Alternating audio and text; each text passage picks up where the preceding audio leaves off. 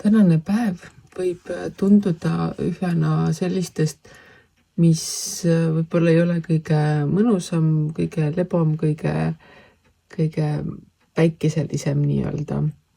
Sa võid tunda ennast natukene segaduses, natukene melanhoolse, natukene mossis või pigem siukse enesesse tõmbununa. Ja see ei ole iseenesest halb, vaid selle juures tasub mõelda, et kõik sellised asjad, sellised hetked on tõenäoliselt mööduvad, võib-olla täna ongi vaja natukene rohkem vaikselt tasakesi ja enesesse süüvinult istuda ning sealt tulenevalt ka siis mõelda ja tegutseda selliselt, et sa ei paneks ennast täiesti lukku. Ja soovitusena on tänasesse päeva see, et kui sa valid midagi, siis kindlasti mõtle väga hoolega läbi need valikute plussid ja miinused või nende erinevate nii-öelda valikuvõimaluste omavaheline selline kaalukauss, et kui ma võtan selle, et mis siis juhtub või kui ma võtan selle, et mis siis juhtub, et pane need kindlasti nii-öelda võrdlusesse, otsi kõik plussid-miinused ülesse, vaata, vaagi ja ära tee kindlasti otsuseid nii-öelda uisapäisa või kõhutunde pealt ainult, vaid väga hoolega mõtle selle üle, et mida sul vaja on, mida sa teeksid ja kuidas sa kasutad ning alles väga hoolika mõtlemise järel tee see otsus, mida sa võiksid tahta saada või kasutada. Ning kuna teisest küljest see tuju või see tunne või see päev võib olla sellise natukene depressiivse või märgiga, ehk siis ongi see, et sul võib tunduda tänane päev selline, et mitte midagi ei toimi, mitte midagi ei lähe nii, nagu sa tahad, mitte midagi nagu ei liigu, et sa oleksid nagu siirupis ja elu võib-olla läheb sinust mööda ja sina ei suuda mitte millegiga hakkama saada. Samamoodi see ei ole kogu aeg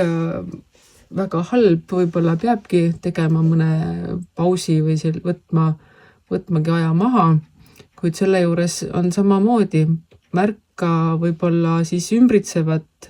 ära jää sinna sellesse melanhoolsesse energiasse kinni ning mõtle, kas on võimalik kuskilt natukene teistmoodi liigutada selleks, et panna asju liikuma mõnes sinule sobivamas suunas,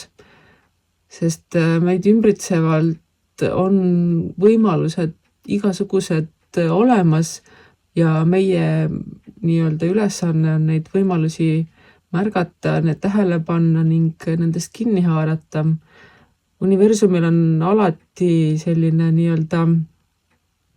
nõks või tagauks või isegi eestlaste ütlus, et kui uks sulgub, et siis avaneb kuskil aken, et ära jää võib-olla sellesse melanhoolsesse mossitamisse kinni, vaid proovigi näha ka täiesti selliseid võimalusi tegutsemiseks, mida su nii-öelda see otsustamise loogika justkui nagu ei tahaks loogiliselt võtta, vaid võib-olla ongi vaja seda mitteloogilist või täiesti vastupidist võimalust näha ja märgata ja haarata. Nii et ega midagi, kui sa ei suuda võtta neid loogilisi ja teistmoodi mõtlemisi, siis lihtsalt võtagi seda endale niimoodi, et täna ongi selline päev, et ma tahangi olla selles vaikses siirupis ja mitte midagi teha ja vaadata, kuidas elu minust mööda läheb, või siis võta kätte see enda otsustusvõime, leia see üles ning jälgi, kus kohas on need teistsugused võimalused, teistsugused tegevused